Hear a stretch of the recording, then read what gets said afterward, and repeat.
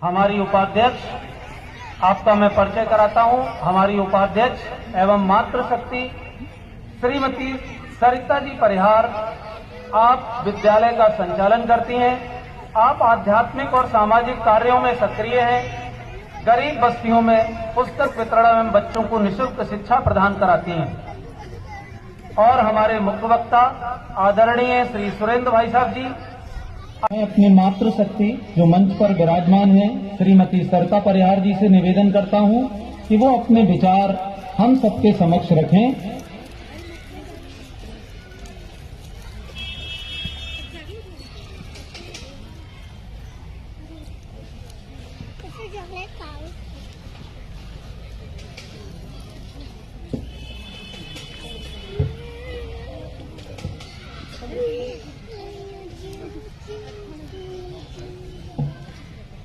सभी बोलिए जय श्री राम, जय श्री राम, जय श्री राम, जय श्री राम।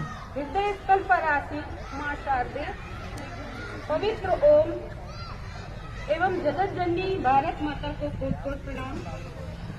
मंच पर आसीन परम पूज्य संत श्री विश्वा देवानंद जी महाराज को कोट कोट प्रणाम। सम्मानीय प्रांत प्रचारक श्री सुरेंद्र जी भाई साहब जी को सादर प्रणाम। सम्मानीय अध्यक्ष महोदय श्री रामनिवास जी भाई साहब को कोट कोट प्रणाम एवं उपस्थित समस्त भाई बंधु को कोट कोट प्रणाम। समस्त नारी शक्ति को कोट कोट प्रणाम। आज हमारे लिए बहुत हर्ष का विषय है कि हम राष्ट्रीय स्वयं सेवक संघ का शताब्दी वर्ष समारोह एक हिंदू सम्मेलन के रूप में मना रहे हैं। राष्ट्रीय स्वयं सेवक संघ, जो कि स्वयं में अपने नाम में ही एक गरिमामय एवं सशक्त सबसे बड़ा संगठन है, विश्व का ही एक सबसे बड़ा संगठन है। राष्ट्रीय स्वयं सेवक संघ की स्थापना 27 सितंबर 1925 को हुई थी, जो कि श्री डॉक्टर बलराम केशव जी ने की थी। क्योंकि यहाँ पर नारी शक्ति उपस्थित होता है, वहाँ पर देवता भी निवास करते हैं। महाभारत का यह श्लोक हमें सदैव याद दिलाता है कि नारी का स्थान सर्वोपरि है।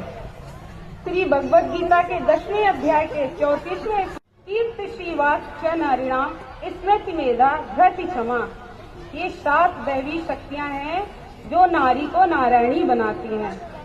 कीर्ति यानी यश, ख्याति, श्री यानी लक्ष्मी प्रसिद्ध, वाक मीन भाषा, स्मृति माना स्मरण शक्ति, और मेधा यानी बुद्धि, धृति यानी धैर्य और क्षमा यानी माफी।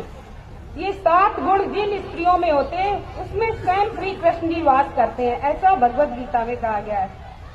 भारतीय परंपराओं के अनुसार मातृशक्ति को सदैव ही उच्च स्थान दिया गया है।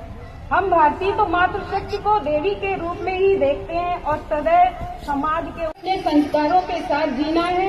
इसलिए परिवार के साथ रहें और संस्कार के साथ रहें, अपने रिश्तों को बनाए रखना है। बच्चों में मातृत्व और वात्सल्य का प्यार देना है। इसलिए परिवार का व्यवहार उसके माता पिता का होगा, उस बच्चे में दिखेगा। बच्चों का सही समय पर मार्गदर्शन आवश्यक है।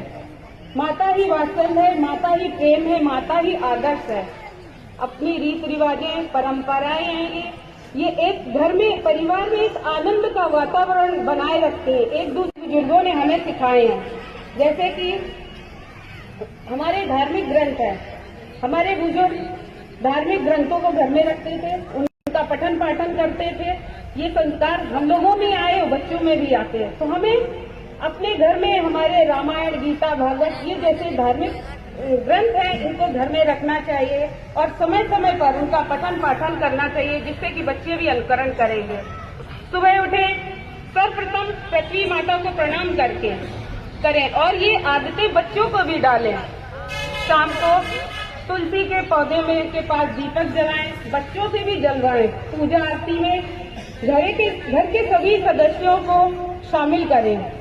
त्योहारों को अपने परंपरागत रीति रिवाज से मनाएं एवं तैयारियों में बच्चों का भी सहयोग लें और मर्यादित सदियों से मैं तन मन से हिंदू हूँ, मैं भारत माँ की माटी हूँ। मैं वेदों का अवध ज्ञान में गजलों की परिपाटी हूँ। मैं वंदे मातरम गीतों में मैं शंकर का शमशान भी हूँ। मैं चक्र सुदर्शन केशव का, मैं पांचाली का मान भी हूँ। मैं रुक्मणी सीता सावित्री, मैं नारी की पहचान भी हूँ। मैं भारत माँ की पावन माटी, साक्षी हूँ अभिमानों की। मैं तन मन से हिंदू हूँ, मैं भारत माँ की माटी हूँ। मैं भारत माँ की माटी हूँ। इस मातृभूमि की आन बान शान के लिए हमारी अनेक योद्धा नारियों ने बलिदान दिए हैं। इसका उद्देश्य नारी शक्ति के अंदर जो शक्तियां हैं उन्हें पुनः स्मरण कराना है और जगाना है। व्यक्ति का निर्माण संघ ने चालू किया और वो दैनादिन एक शाखा के माध्यम से व्यक्ति का निर्माण शुरू किया। संघ कुछ नहीं करेगा, व्यक्ति निर्माण करेगा। बस इस प्रकार की एक फैक्ट्री जिससे और व्यक्तित्व प्रगत हो, वह संघ की शाखा शुरू करे। और उसका आज का जो दृश्य है वह प्रगतिकरण है। इसलिए जब हम देखते हैं कि संघ स्थापना के पूर्व का इतिहास इस भारत देश का कैसा था, तो उस इतिहास में हम देखते